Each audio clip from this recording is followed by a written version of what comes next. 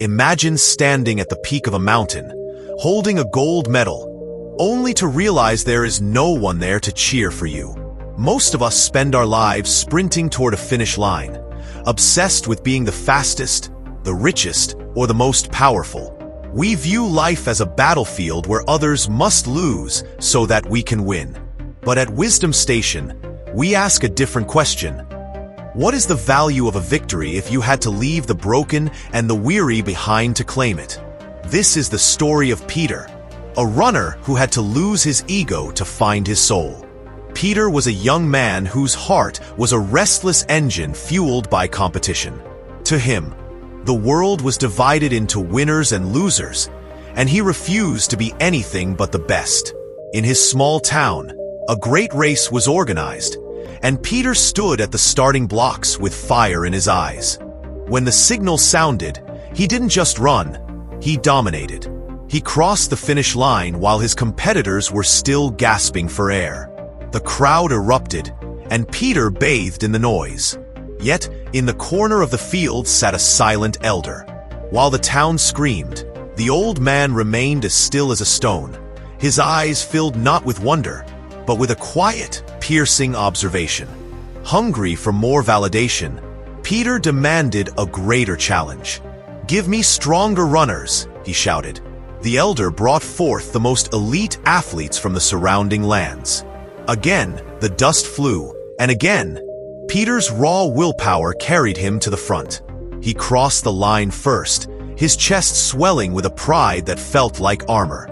The crowd waved their hands in excitement, yet the elder remained motionless. Frustrated and confused, Peter approached him. "Old man, I have proven my strength twice. Why do you not join the celebration? Do you not see my greatness?" The elder looked up, his gaze steady and calm. "There is one more race," he whispered. "But for this one, I will choose the runners." From the shadows of the crowd, the elder led out an elderly woman, frail and trembling, and a blind man who gripped a wooden cane for balance. Peter laughed, a bitter sound of disbelief. "This is not a competition," he scoffed. "This is a waste of my time." The elder simply replied, "This too is a race. Now run." The whistle blew. Peter, driven by habit, sprinted ahead. Within seconds, he had crossed the finish line. He turned around, hands raised in his signature pose of triumph, waiting for the roar of the crowd. But there was nothing. No clapping, no cheering, only a heavy, uncomfortable silence. The townspeople looked at Peter not with admiration, but with a mixture of pity and disappointment. The elderly woman and the blind man were still at the starting line, unable to even begin. In that moment, the victory Peter had sought felt like ashes in his mouth. "Why?" Peter cried out to the elder. "Why have they turned against me?" The elder spoke softly. "Run again. But this time, ensure that all of you finish together." Peter stood still for a long time. The fire of his ego began to cool, replaced by a strange, new warmth. He walked back to the start. He took the elderly woman's hand in his right and offered his left arm to the blind man. They began to move. It wasn't a sprint. It was a slow, deliberate walk. Peter adjusted his stride to theirs, protecting them, guiding them, and honoring their pace. When the three of them finally crossed the finish line as one, the silence was shattered.